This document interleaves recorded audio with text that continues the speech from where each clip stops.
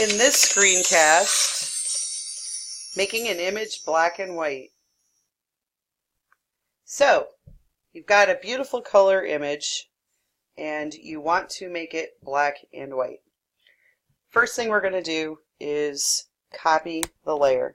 So we'll take and make a nice copy layer of the background so that whatever we do will not affect the background layer underneath. And there are three ways that I found in the new version here to go ahead and make the image on top, the layer on top I should say, black and white. First one, all three by the way, are going to happen down here in the adjustments panel where I'm dancing my cursor for you. The first one, and if you look across here, some of these we've already touched, some of them we have not.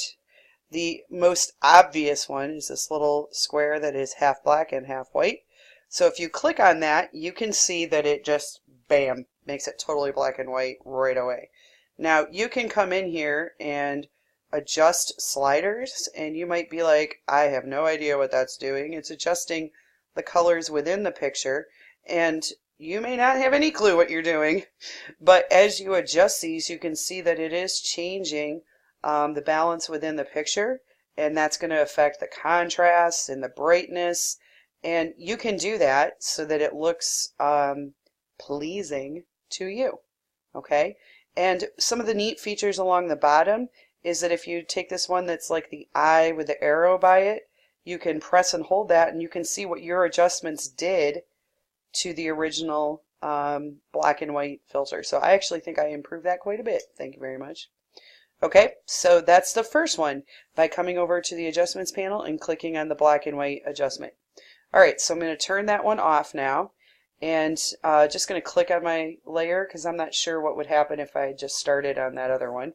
And I'm going to go to a different adjustment option, and this is one called Channel Mixer, and it's just a couple other options down the row.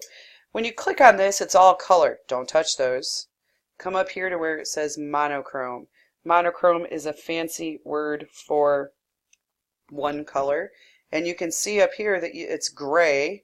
One of the things I noticed when I was playing around in here, that you could go to the preset option right above it, and it's got all these other options that you can click.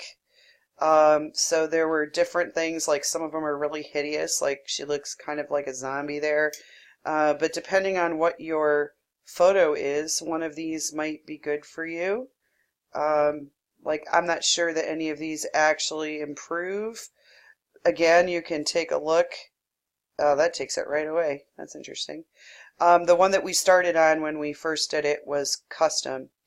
And you can change things along the bottom here with this constant. That's probably the slider you're going to use most when you're on Channel Mixer, and then click it over to monochrome.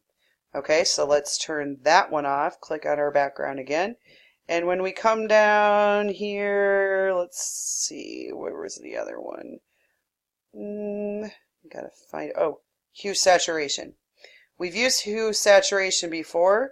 In this one, instead of touching the hue, which is the color, and not going to the lightness, because that completely destroys contrast, we're going to take the saturation, where if you went this way, it fully saturates that sponge of color. You go all the way to the other way. Alright, this one, in my opinion, is the least beneficial for us because it really does kind of negate some of the contrast. Let me see what happens if I use this. See, that's not really helping the contrast, so I'm going to put that back to 0. This one, after you did it, you would have to do a levels or a curves adjustment, and that's not something that we've learned yet, but once you do, you could do that. Okay, so I'm going to tuck away the properties here, and let's take a look at all three of these. And this was a little tricky to do, actually. So if we turn them all off, you could turn on one. This is the black and white layer. Turn that off. Turn on the channel mixer. Because I noticed that if I had all three on and turned off like one, but then another, and then another, sometimes, you know, they're interfering with each other because they're all different layers. So you have to kind of like turn on one at a time to see how they're different. But they're can be pretty neat to see them all and see how they're different. And really you have to kind of play with them. Okay, so I kind of like this look right here. Now, what can you do with a black and white layer? Well, one of the wonderful things that you can do is come on top of this. Now, I haven't tried this yet, so winging it is always fun.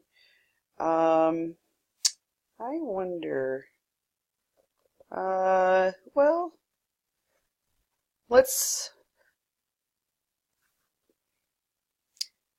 okay, so what I'm going to do now is add a mask. I chose the layer that I want to use for the black and white, which is this channel mixer layer, because I like the black and white there. And I'm going to add a layer mask to it, which is, if I pop open my history channel here, it's actually called a vector mask.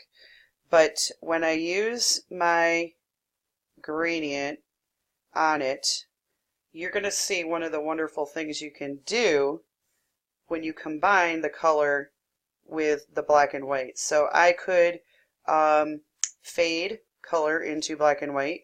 If I switch to a radial gradient, I could center the color and have the black and white be just around her. And because it's a mask, oh, that's really interesting. It's showing up on there. I wonder if I did it on here, what would happen? Oh, so it's moving it over there. That's cool. Okay, actually I wonder if I don't even need to do that. This is just me experimenting, pay no attention.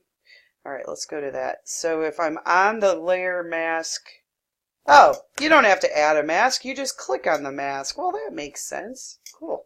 You could also get your paintbrush, and using a black paintbrush, you could paint little, let me make my brush a little bigger. You could paint little parts of her dress. Whoa, see, the gradient was much more subtle, but here is a very, very, very bright paintbrush cutting right through. Okay, so in case you missed that, since I was doing it for the first time on the fly, because I am that brave, you can apply that gradient right to this mask you already have, and it's cutting through and showing us the color layer. Okay, so 3 ways to create a black and white layer, basically, over your image, and then also fun ways to combine that with the color. All right, peace out.